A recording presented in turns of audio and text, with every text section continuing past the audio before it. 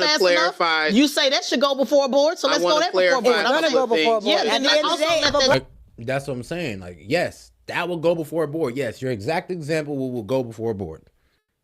If a cop pulls up on body cam, drag bro out, say, "Oh, you didn't pull those stuff out," just reach in there, grab him out, and shoot him.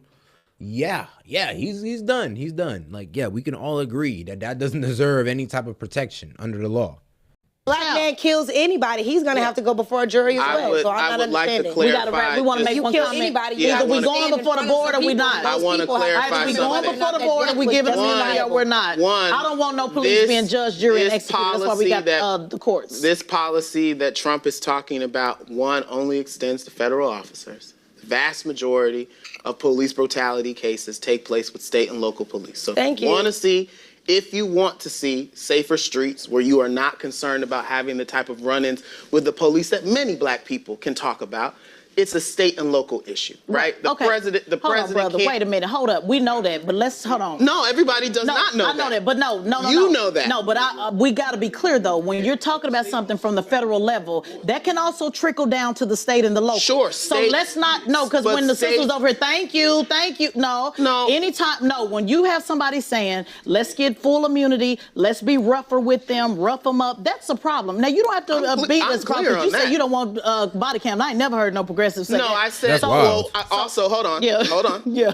Also, what I said was, body cameras are not enough. Right. If you're not going to prosecute the people. Yeah, no. If you're not going to prosecute the people. Damn, what else? Like, what else do you need? Like, body cams is not enough. Like, what else do we need? I thought that was just the best thing we could. What, do we need more body cams? Do we need a body cam in a 360 division or something? Like, what's going on here? What else do we need? When we see someone black being killed on film, what the fuck is the point of the body cam? But we still need it, though. No, I want the same page, but the way you... Yeah, that's what I'm saying. But if we see a black person killed on film, what is the point of a body cam?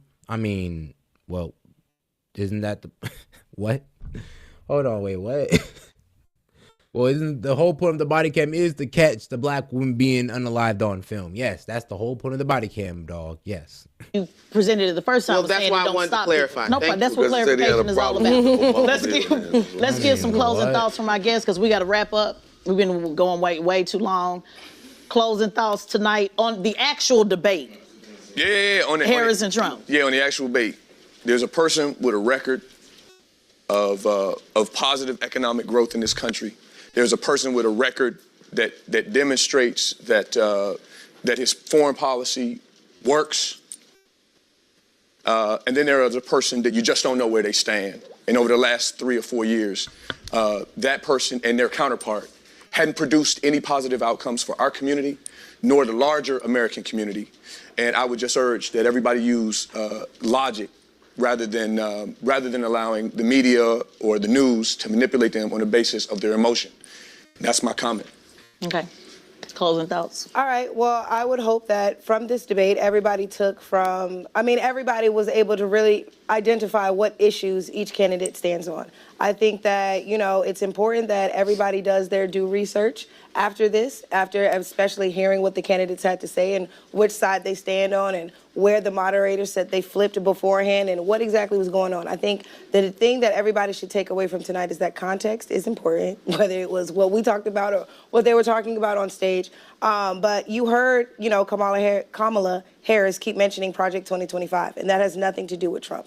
And so, you heard her say, you heard her keep skipping over the border issue, and she kept skipping over the migrant issue. And that should speak very loud to especially Black America as to why she can't speak to why you guys haven't been prioritized during her administration. You also heard her admit to how much she has been able to do, or heard her claim all that she has done during this administration. So I would ask that you all please stop making excuses for all the things that she hasn't done by saying she couldn't do them because she was the vice president. And so taking away from this debate, yes, I hope that you guys would think of all of those things and, vote based off the facts and not, just somebody else's feelings. Yeah, Republicans love talking about facts over feelings.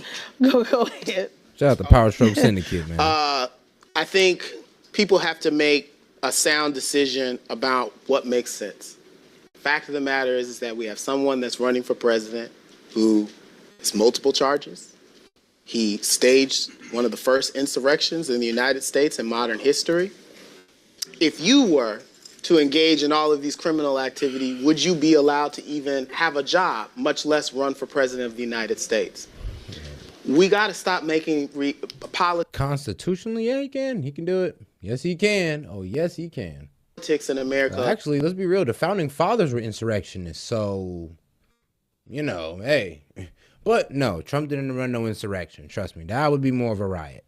And like I said, if we can call BLM a riot, then we can go ahead and call January 6th a riot as well. A reality TV show. Trump has ushered that in. Also on the other side, VP Harris absolutely has problems. Has she done everything right? No. Are there policies that we don't agree with her on? Yes.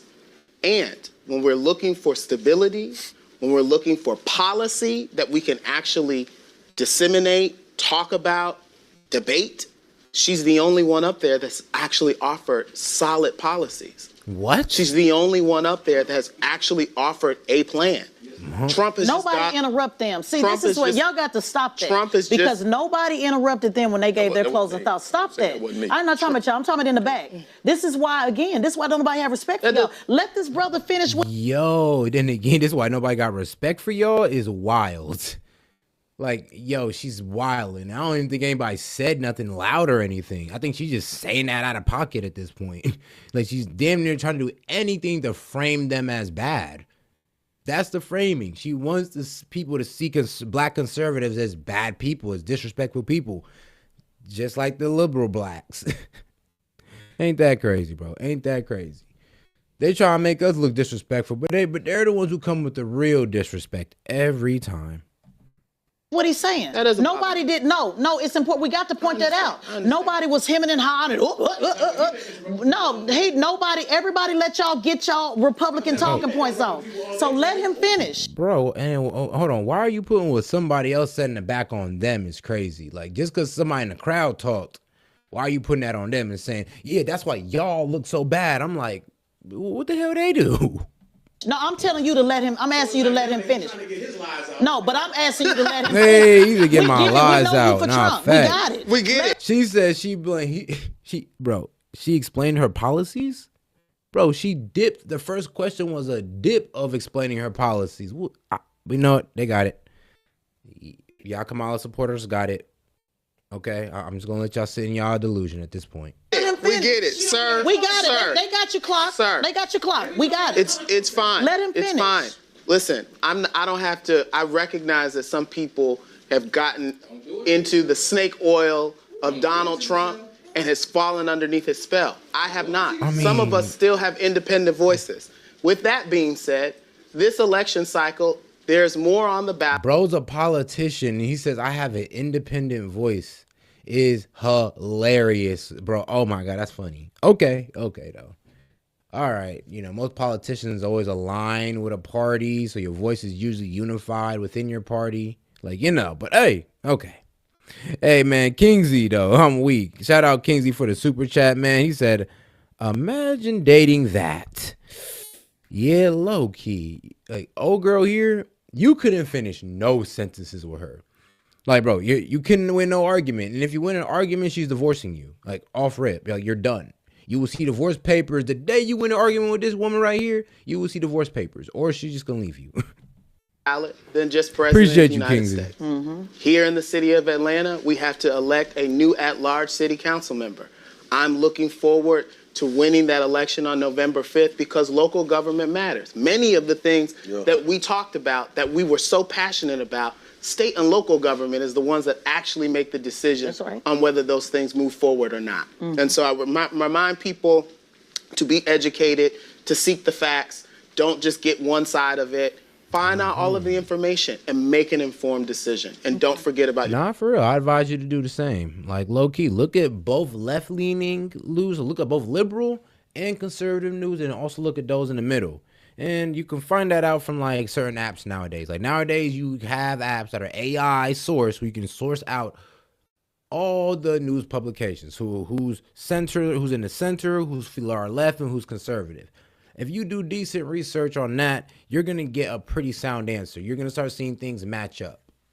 or everybody just saying the same thing.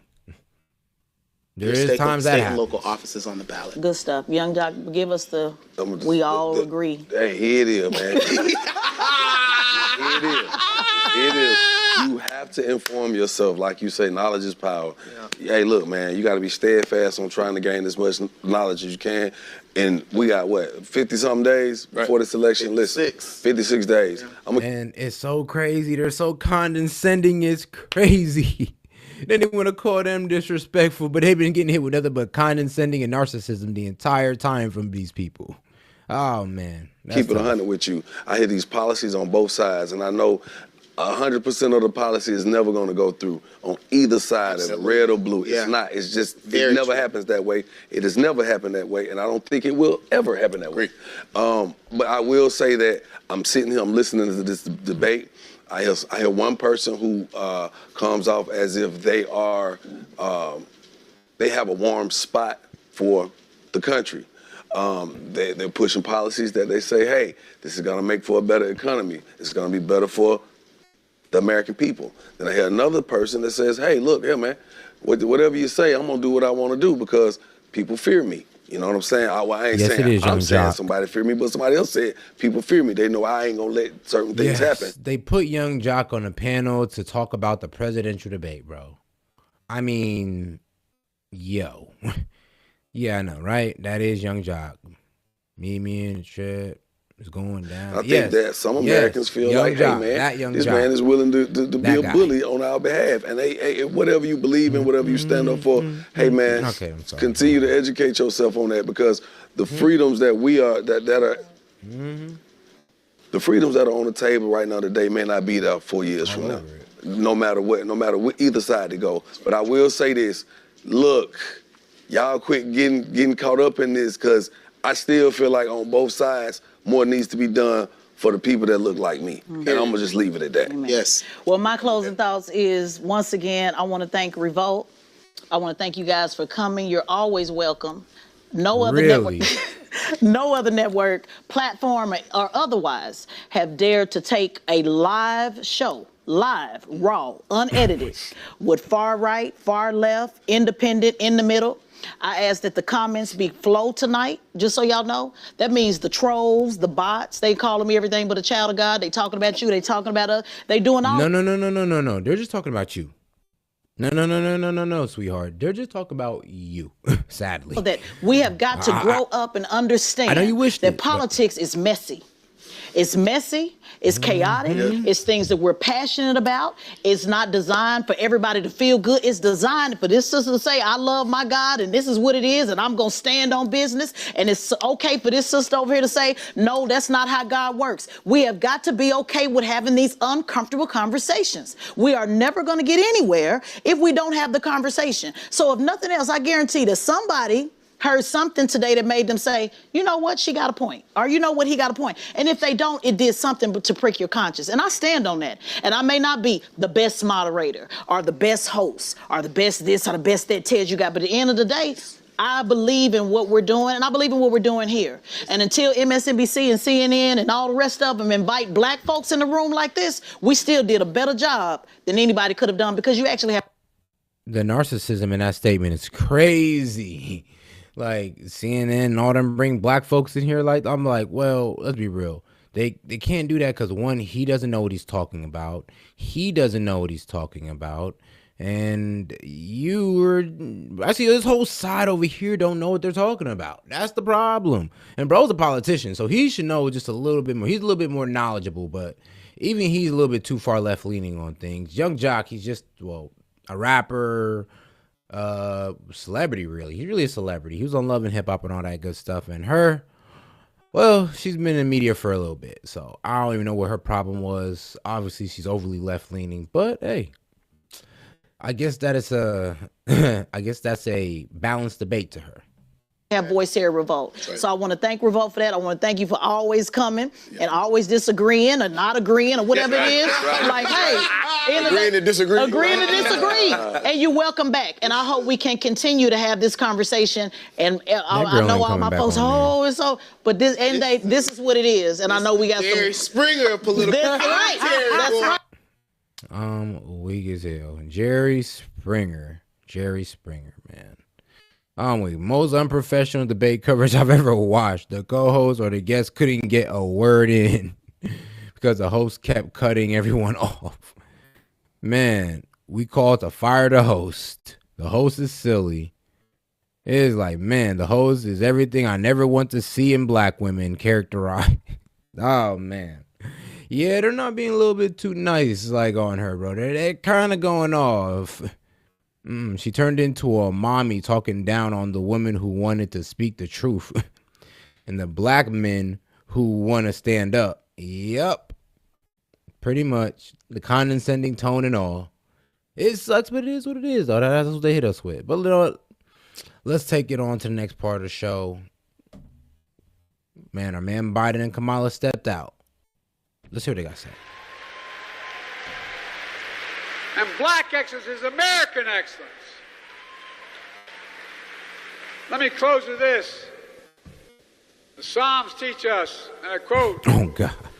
I've been young and now I'm old, which is true. And yet, I have not seen the righteous forsaken. I have not seen the righteous forsaken.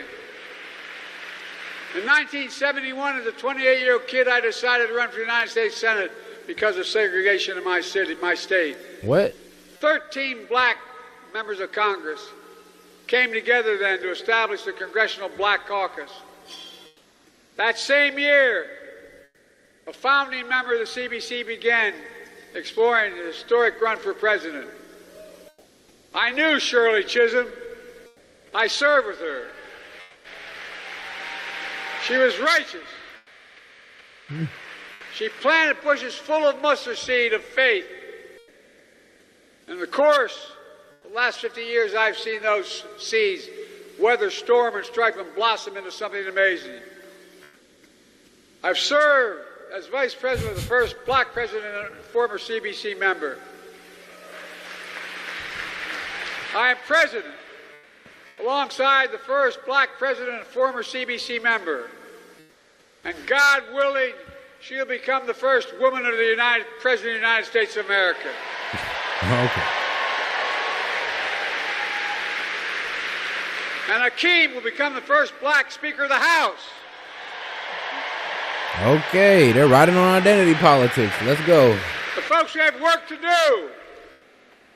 So my challenge to you is to keep the faith, do the work, because we know faith without works is dead. In this moment, I think of what Shirley said. She said, quote, freedom is an endless horizon, and there are many roads that lead to it.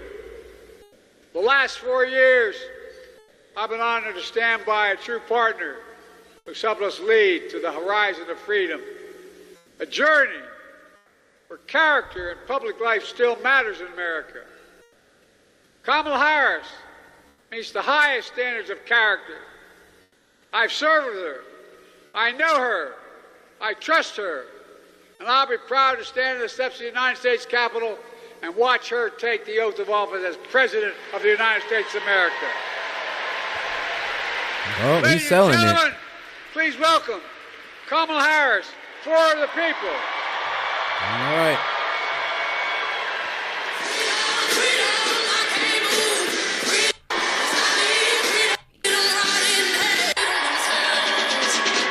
Of course she gets the Beyonce song.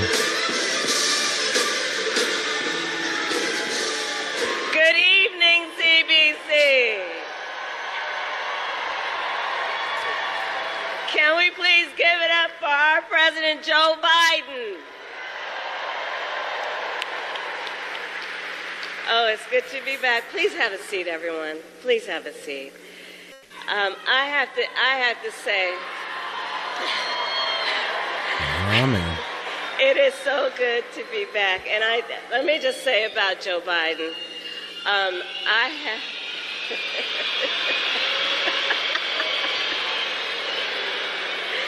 Hello to all my divine nine brothers and sisters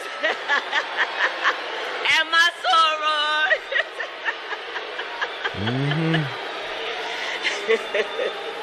And to all my HBCU brothers and sisters.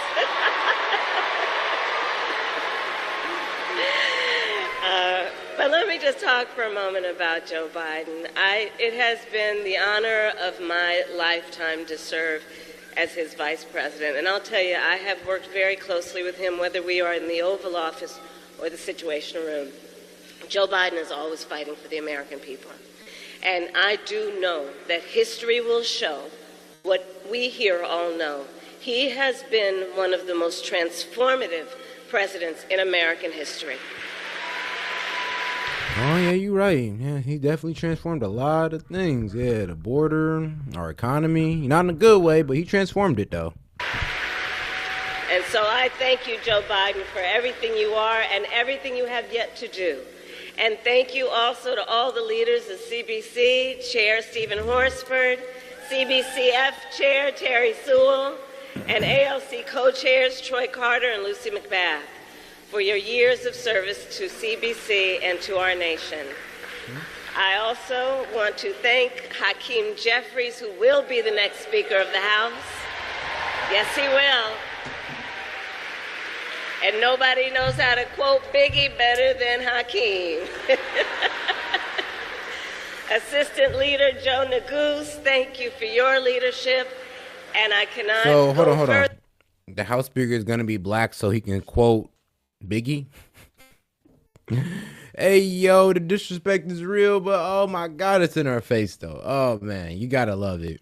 Yeah, he's going to be up there, and he's going to quote Biggie for y'all. I'm like, y'all niggas is hilarious, bro. Okay. The race tactics at this point is like A1. It's like, I'm almost like flabbergasted. I'm lost for words. I ain't even gonna lie. Further, without thanking the great Congressman Jim Clyburn.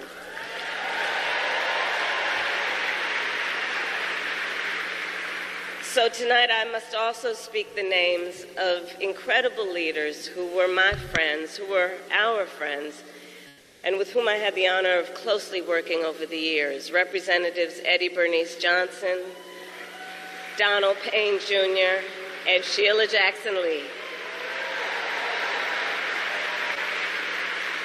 And I know that their work will live on through ours.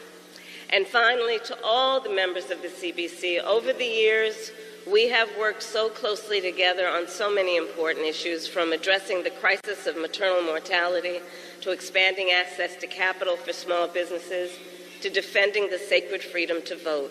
And I thank you, CBC, always for that partnership and your leadership as a proud, I'm going to say still, member of CBC. So for more than half a century, everyone here knows the Congressional Black Caucus has served as the conscience of the Congress and of our nation. And as a proud former CBC member, I know firsthand America relies on the leaders in this room, not only for a conscience, but for a vision. The CBC has always had a vision for the future of our nation, a future where we can see what is possible, unburdened by what has been. Oh, hell no. We can see what is possible, and unburden what has. No way she said that, bro. For the future of our nation. Hold on. A future where we can see what is possible, unburdened by what has been. We can see what is possible, unburdened by what has been. Yes, bro. Unburdened by what has been. We can see what is possible, unburdened for what has been. Now, did that make any sense? I mean, talk about word salad. For a vision. Just one more time. The CBC has always had a vision for the future of our nation. A future where we can see what is possible, unburdened by what has been. A future where we fulfill the promise of America. A promise of freedom, opportunity, and justice, not just for some, but for all.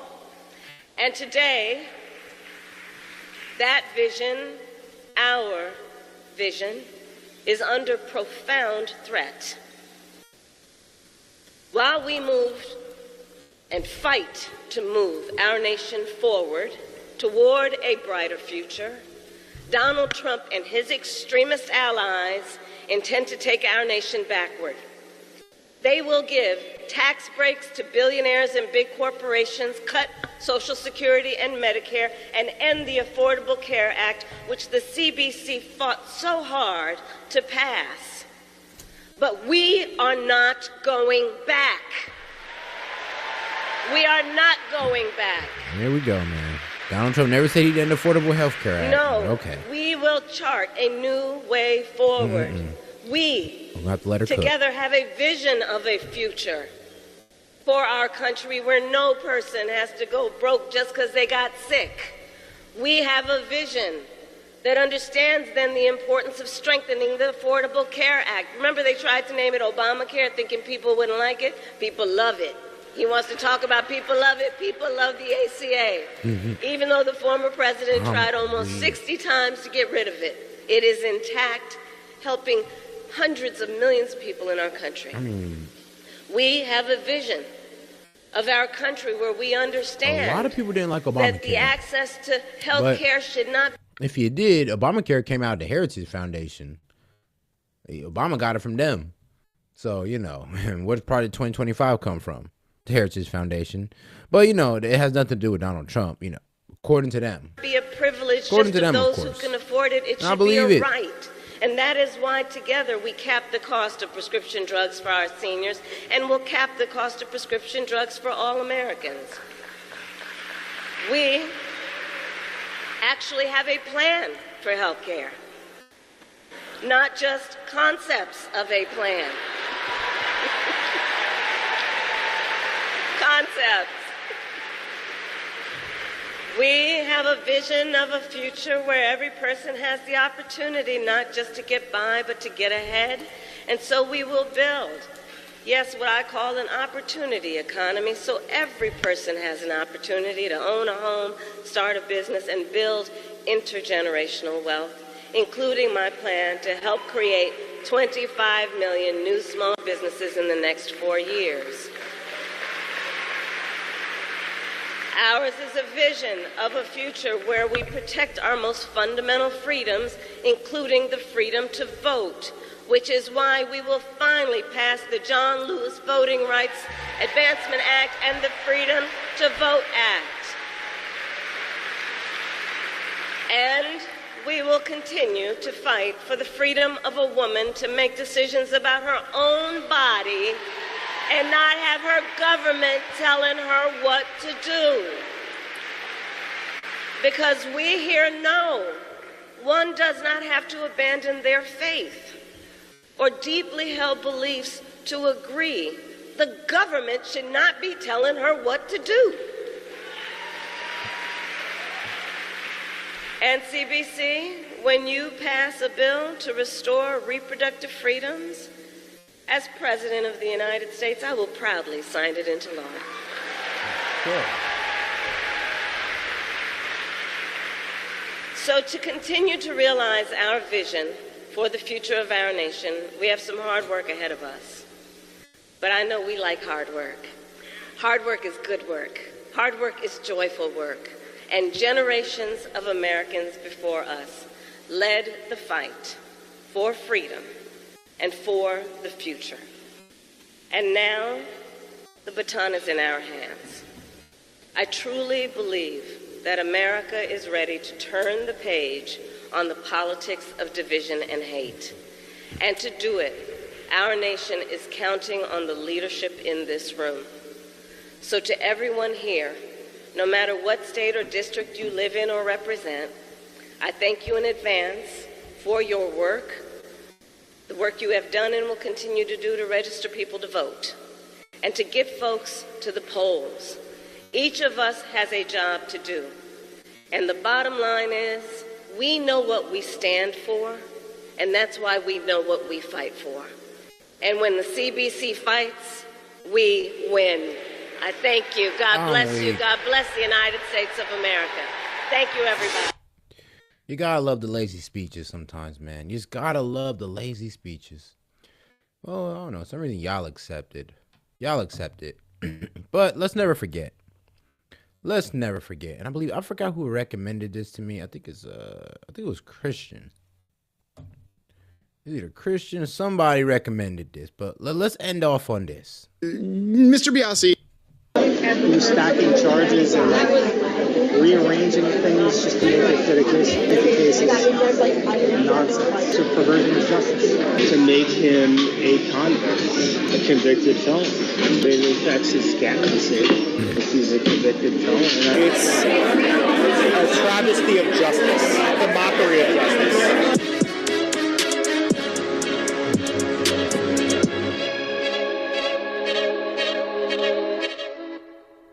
Let me be clear about something on the outset. The person you'll be watching today is not the bad guy here. Unwitting whistleblower? Yeah. Nicholas Biasi is the Chief of Public Affairs for the Department of Justice's Southern District of New York. Something you may be familiar with, and the most prominent federal trial court in America. Those felonies did nothing to stop Trump from running. No, in fact, they made him more relevant. Did that back? Who is speaking is, what's his name? They said it right there. No. No, Nicholas Bassey or Chief Public Affairs. Yes, Chief of Public Affairs, U.S. Department of Justice. In fact, they made him more relevant. Did that backfire? Sure did. And the whole thing is disgusting. They're just out to get him. And that's why the surging of the violence. It's a perversion of justice. You're stacking charges and rearranging things just to make the case. No, to be honest with you, I think the case is nonsense. State level is like a Wild West. They're like idiots. They don't care. They're all political. So yeah, this guy's probably going to try to lock him up. And it's going to be ugly. They're so obsessed with getting him. Who is they? Alvin Bragg, who I've known for 15 years. He used to work in my office. Before he decided to prosecute Trump, did you know who he was? You do now. I'm not sure what he wants to be, but I know he's not happy just being the DA in New York County. So Alvin's very ambitious. Every real estate person in New York does what he did. Nobody's ever been charged with this until him. Mr. Biasi is just saying the quiet part out loud. The part that unfortunately matters. Lawfare? Yes. Why? Because Biasi openly says so. The ones from Alvin Bragg are a particular perversion of justice. How do you know? Because Biasi says so, and he's known him for 15 years. Election interference? At this point, is there any doubt? Are those actual felonies? Because I was pretty sure that. He was stacking charges and rearranging things just to make the case. No, to be honest with you, I think the case is nonsense. Every real estate person in New York does what he did. Nobody's ever been charged with this until him. And that's why the surging of the violence. It's a perversion of justice. Those felonies did nothing to stop Trump from running. No, in fact, they made him more relevant. Did that backfire? Sure did. And that was that Alvin Bragg's choice to do that? Or why? Because Alvin's very ambitious. What do you mean? So he's pretty much saying how they framed the whole thing. Like, they're saying, we just trumped up the charges on them. We're low-key trying to get him on everything. Like, he really said it's a perversion of justice. It's like they're really going after him because it's all political. There's really no enforcing justice in it. It was all a political move. Kangaroo courts, really. Something. I don't know what. Mayor. I'm not sure what he wants to be, but I know he's not happy just being the DA in New York County. So this is like before he decided to prosecute Trump. Did you know who he was? You do now. What was the point of even doing it then? To make him a convict. To make him what? A convicted felon. What if he can still run for presidency and... Yeah, but it affects his candidacy if he's a convicted felon. I was trying to count the losses. I was like, I wonder like how many are against him. I think it's called lawfare. Yes. That's what I've gathered from that. That is what they call it. So how does this even happen? How can it happen? How can the local and state level courts try President Trump with more ease and less red tape than the federal courts? That doesn't seem right to the uninitiated, but you are the uninitiated. Good thing Biasi isn't. I mean, at the federal level where I work, there is a 90-day rule where you can't make any decisions on cases that are going to affect an election. That rule does not apply at the state level because the state level is like a Wild West. They're like idiots. They don't care. They're all political. So yeah, this guy's probably going to try to lock him up. And it's going to be ugly. They're so obsessed with getting him. Who is they? How did they get away with that? It's a different system like this. I'm weak when the chief of public affairs, when he sits there and struggles and be like, bro, I don't even know how they're getting this off. It's like, bro, what do you mean? You're supposed to be the main person who knows it, basically. Like, you got to have, like, an idea. He's like, nah, I don't even know how they're doing it. They're just getting it off. State level and the federal level are like night and day. It's hard to explain, but like there are so many more rules in the federal level, and they're like the threshold for a crime is so much higher. Like I said, like the state level is like the Wild West of law. It's like very, for lack of a better term, unregulated.